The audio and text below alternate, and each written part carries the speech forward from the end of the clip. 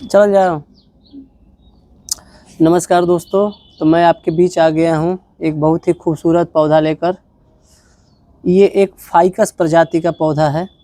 देख सकते हैं इसकी पत्तियाँ, दिखाइए। इसकी पत्तियाँ देखेंगे तो एक खूबसूरत चितकबरे रंग के लिए बड़ी ही मशहूर है।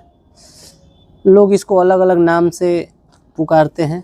चूँकि इसकी पत्तियाँ दिल के आकार की हैं, इसलिए लोग इसको हार्ट फाइकस भी कहते हैं। कुछ लोग इसको ट्रायंगुलर फाइकस भी कहते हैं, कुछ लोग इसको डेल्टॉयड फाइकस भी कहते हैं। तो पौधा एक ही है, नाम अलग अलग हैं। मैं आज आपके बीच बताने वाला हूँ इस पौधे को किस प्रकार से रिपोर्ट किया जाए तथा इस पौधे में ऐसी क्या बारीकियाँ की जाए कि ये पौधा आपके बीच सालों साल बना रहे और ये पौधा कभी मरे ना। सबसे कॉमन गलती लोग क्या करते हैं कि गमले में पौधे लगाते समय वो क्या करते हैं कि गमले में छेद करना भूल जाते हैं। तो अगर आपके पास प्लास्टिक का गमला है तो आप ध्यान दीजिए कि उसमें बहुत सारे होल्स इस प्रकार से बने हुए हैं, और अगर मिट्टी या सीमेंट का गमला है तो एक बड़ा होल भी पर्याप्त है। फिर आप उस होल को क्या कर दीजिए कि दिवाली या दीप वाले जो दिए होते हैं उसको ऐसे उलट के, जैसे ये दिया है तो इस होल में ऐसे इसको उलट के क्या कर दीजिए, रख दीजिए।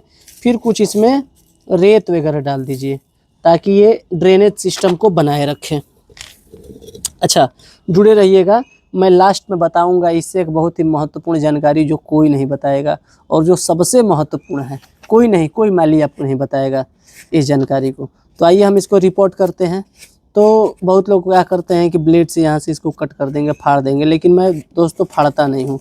मैं इसको ऐसे प्रयास करता हूँ किस प्रकार से इसको ऐसे निकाल लूँ, सावधानी से, बड़े सावधानी से निकालना है कि इसका जो बल्ब है वो ज़्यादा डैमेज ना हो।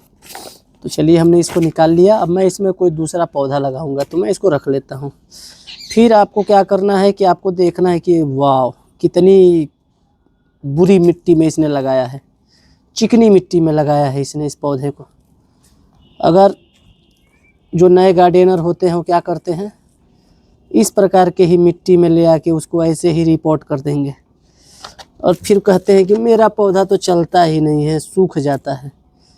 दोस्तों, आपको क्या करना है, ये इतनी चिकनी मिट्टी में पौधा तो सूखेगा ही सूखेगा, ये तो तय है।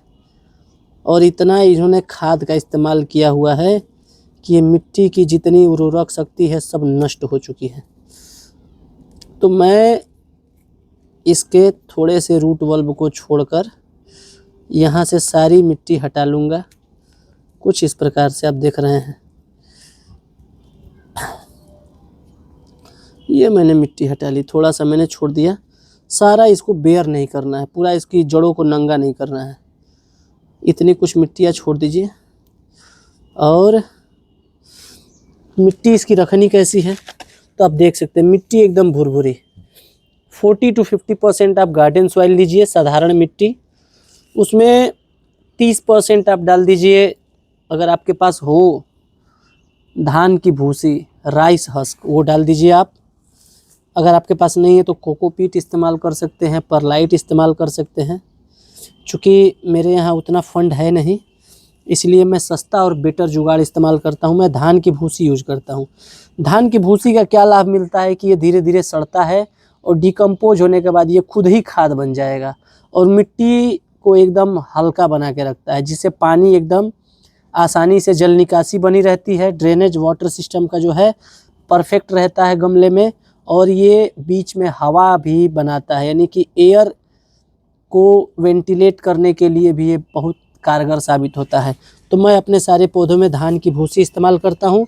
और फिर 30% बचा है तो उसके जगह पे आप चाहें तो वर्मी कंपोस्ट यूज कर सकते हैं। अगर नहीं है तो आप काऊ डंग कंपोस्ट यानी कि गाय के गोबर वाली खाद इस्तेमाल कर सकते हैं। इस प्रकार से मैंने ये मिट्टी बनाया हुआ है। फिर आपको क्या करना है कि गमले में छेद होने चाहिए। छेद को किसी कंकड़ से मिट्टी के दिए से ढक दीजिए। फिर नीचे कुछ रेत वगैरह डाल के ये मिट्टी इसमें डाल दीजिए। जब मिट्टी पड़ गया तो फिर इस पौधे को पकड़ के और इसको सेंटर में रख के और चारों तरफ से क्या कीजिए कि मिट्टी डाल दीजिए।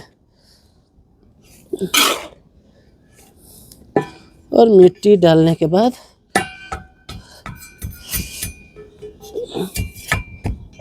इसको अच्छी तरीके से दबा दीजिए।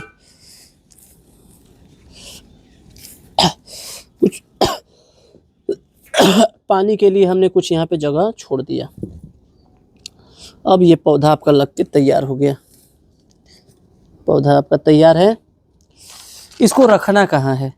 इसको रखिए ऐसे जगह पे जहाँ पे आपको सुबह के 2 घंटे की धूप इसको मिल जाए। पूरे दिन धूप वाले जगह पे रखेंगे तो ये पौधा चलेगा नहीं। इसको मॉइस्चर बहुत पसंद है। इसको पानी जब भी दीजिए तो ऊपर से इस पे पानी दीजिए, इस पे स्प्रे कीजिए पानी, ताकि इसकी पत्तियों में नमी बनी रहे। और डायरेक्ट सनलाइट में रखने से बचिए। कभी भी इसको दोपहर में पानी देने से बचिए।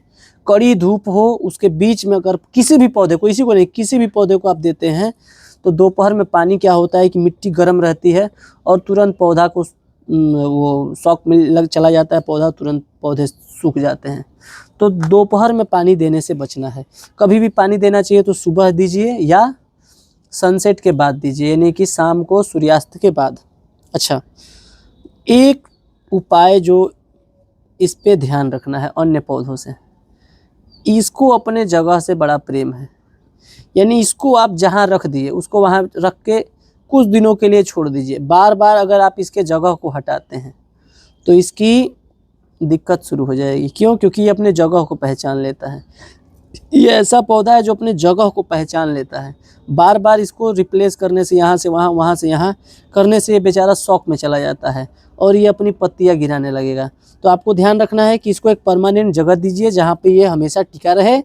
और जब ये पौधा थोड़ा भूसी हो जाएगा, घना हो जाएगा, तो आप देखेंगे कि लोगों के इस पे एकदम इसे, जैसे पत्तियाँ का जो आकार दिल की तरह है, इसीलिए इसको हार्ट फाइकस कहते हैं, वैसे ही लोगों के दिल इस पौधे पे आने लगेंगे और सभी लोग पूछेंगे कि बताइए इस पौधे का नाम क्या है, तो आप बताइएगा कि हार्ट फाइकस है। तो धन्यवाद दोस्तों। ऐसे ही महत्वपूर्ण जानकारी से जुड़े जानकारी को पाने के लिए, और जो भी नए गार्डनर हैं जो नया पौधा लगाना शुरू किए हैं, वो हमारे साथ जुड़े रहें। अगर आपको गार्डनिंग में कोई भी असुविधा होती है, कोई भी जानकारी, या कोई पौधे मर जा रहे हैं, या किसी भी रिगार्डिंग आपको जानकारी चाहिए, तो आप कमेंट के माध्यम से पूछ सकते हैं। भरपूर मैं सहयोग का कोशिश करूँगा कि आपके सारे समस्याओं का समाधान किया जाए। और आप पौधे लगाते रहिए, पृथ्वी को बचाते रहिए। Happy gardening. धन्यवाद। लाइक कीजिए, सब्सक्राइब कीजिए और ऐसे ही हमारे साथ जुड़े रहें बलिया वाले गार्डनर के साथ। धन्यवाद दोस्तों, नमस्कार।